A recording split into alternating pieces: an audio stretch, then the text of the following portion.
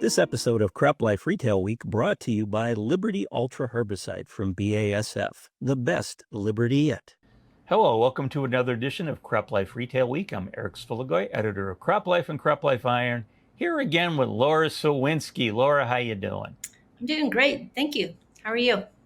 I am doing good. And hey, we've got some good news to share with our viewers this week. And my first item, this has to do with our favorite herbicide, glyphosate. As you know, of course, we've talked about many times over the years. There have been numerous lawsuits regarding that popular herbicide and its producer, Bayer. A lot of them are at the state level, involving state labeling laws versus federal labeling laws. And I know we talked a couple of weeks ago about how the fact that the state of North Dakota became the first state to actually have its legal body pass legislation that said, hey, federal labeling laws are enough of a warning. State labeling laws don't need to be over and above that. And we found out this week on May 12th that Governor Brian Kemp of Georgia signed SB 144. And that bill does the same thing as the North Dakota bill. It actually affirms that EPA regulations and warning labels on pesticides are enough of a warning, and that supersedes any state warnings that would have normally been required in this instance. So I know that several folks in the industry, farmers and agricultural groups, were applauding this move. They're hoping that this will add some clarity to the whole question of what's going on with glyphosate, and maybe hopefully help it when it comes to some of these state level lawsuits that have hurt the brand so badly.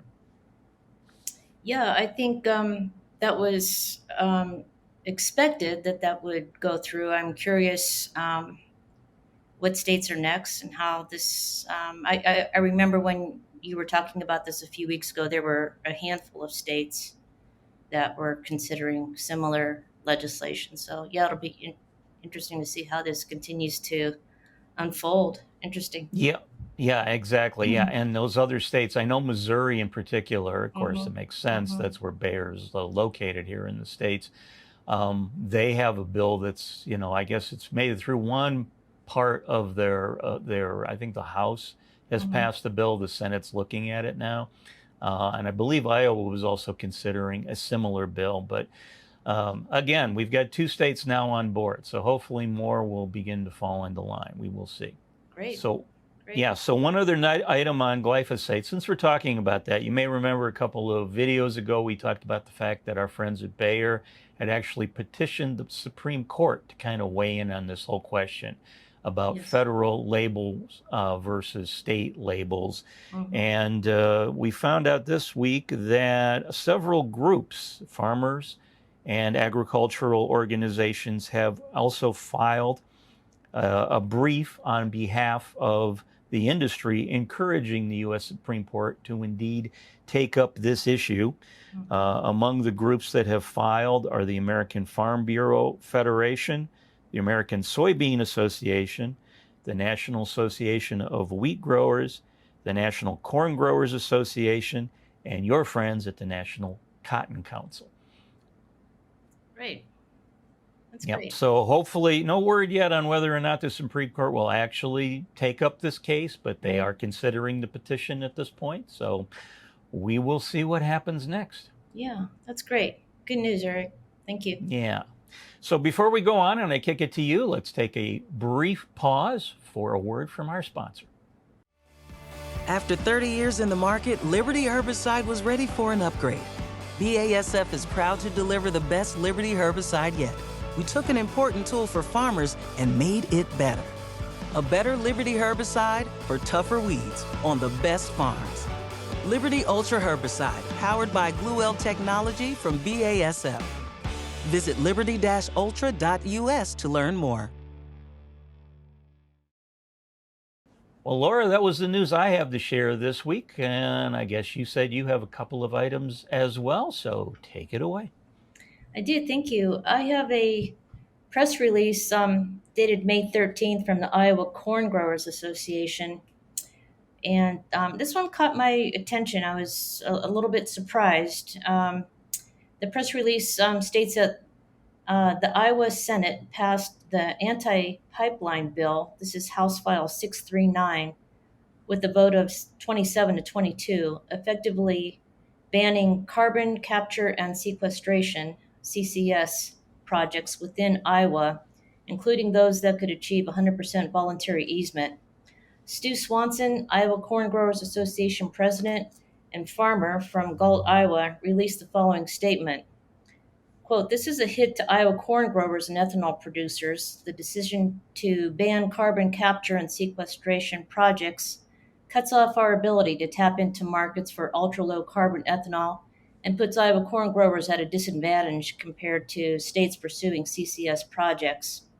Iowa has long been known as the corn state, and this decision impacts our ability to stay competitive as other states and countries seize this new opportunity.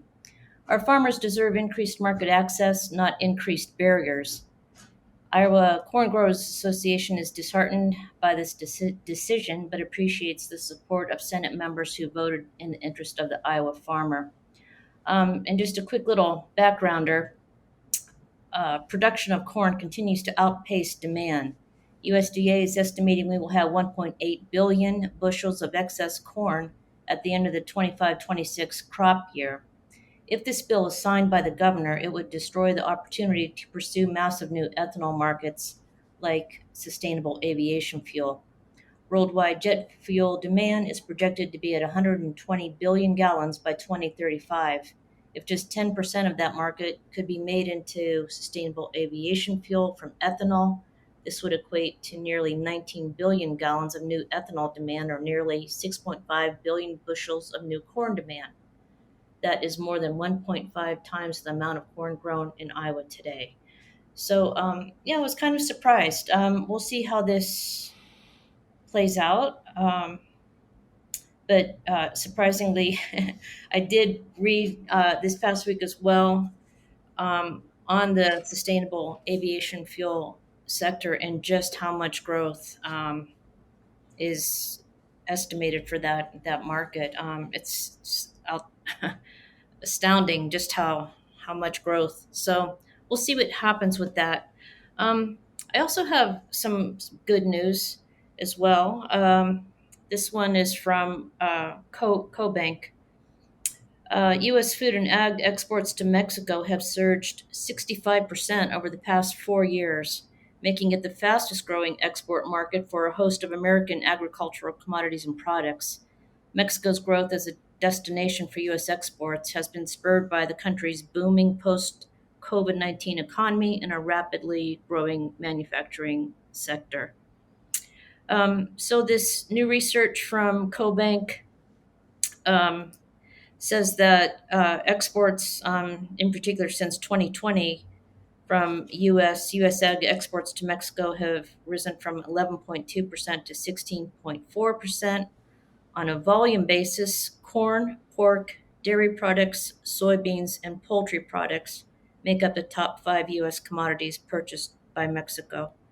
So it looks like they are perhaps on, let me say in 2024, U.S. food and ag exports to Mexico climbed to $31.4 billion, slightly below Canada, the top market, at $32.4 billion. So Canada is Mexico is likely to surpass Canada as our top ag export market. And actually, coincidentally, Peter Zion, geopolitical strategist, who's the keynote speaker at the ARA conference, not last year, but I think the year prior.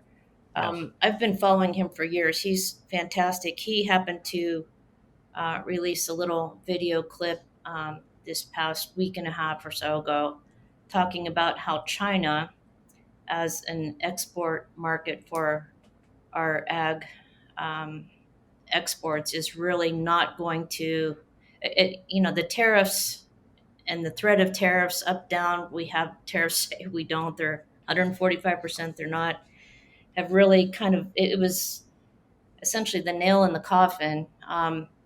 it's been, the slower population growth, other factors have been weighing on China as our export market, not to mention competition from Brazil as an export market for ag. So he was saying that China is not, it's going to continue to decline as far as an export, a buyer of exports of ag goods from the U.S. So thankfully, I think we do have, um, barring some kind of disruption with our Mexico-Canada agreement, thankfully we do have two very strong export markets in Canada and Mexico both. But yeah, so that's some good news there. Yeah, and that doesn't surprise me because, like you say, when Peter was the keynote at ARA a couple of years ago, I remember he did. I mean, even at the book he had that he was sort of Yes. using as the basis for his speech, he mentioned the fact that he saw the U.S.-Mexico partnership moving forward over the next 10 years as becoming increasingly important and beneficial to both countries. So it doesn't surprise me that some of this, some of his predictions from then are now coming to pass. So Yeah, exactly. So yeah, and I do have a signed copy. I was able to track Peter down when he was running around the expo floor. The end of the world is just the beginning. That's the title of Yep. his latest book, I believe that was, and he signed it. So yeah, he's great. If you Yep. all don't know about him, Peter Zeihan, Zeihan. He's got a free newsletter that's just great. A lot of good insights, and he frequently talks about ag. Yep, good deal. All right, well, Miss Laura, time for your favorite segment of the program. Time for Fun with Numbers. Okay, give me something like Mexico, maybe our next Yeah, hot no, bag nothing. export mark, something I can get. Yeah, nothing like that. But Oh. hopefully you will get this one. All So, right. got a percentage for you this week. Your number is 18%. Okay. So, Miss Laura, is 18%, is that A, the proposed cut in USDA funding for this year? Is it B, the projected decline in ocean freight for the first quarter of 2025? Is it C, the percentage of states considering label legislation? Or is it D, the percentage of time Laura Sawinski has worn her denim jacket this week?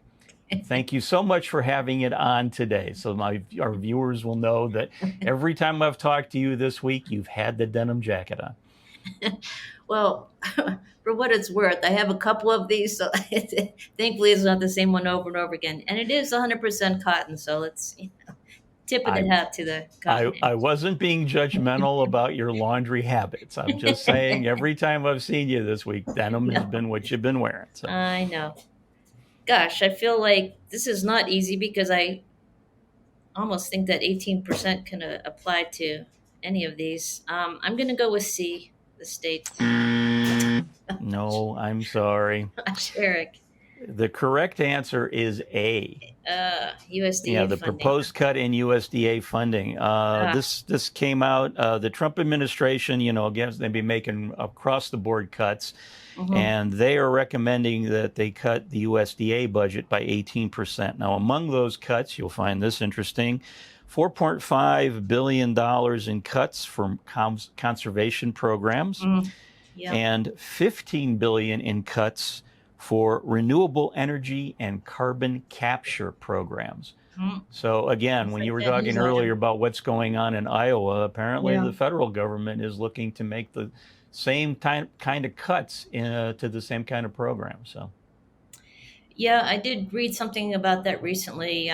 Some aspects of the Inflation Reduction Act were going to be eliminated, and I think that kind of falls under some of those federal subsidies for renewable fuel. So yeah. Wow. Okay. Yeah. So I think when was the last time I got something right?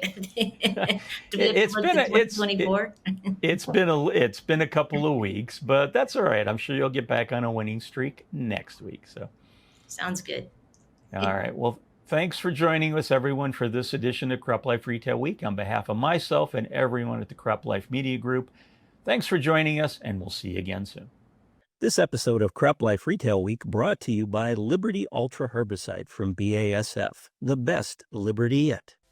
If you have questions or comments about today's episode of Retail Week, contact us by email or Twitter, or type your message in the comments section below. Your feedback is important to us. We will try our best to address your thoughts in next week's episode, and be sure to subscribe to our YouTube channel.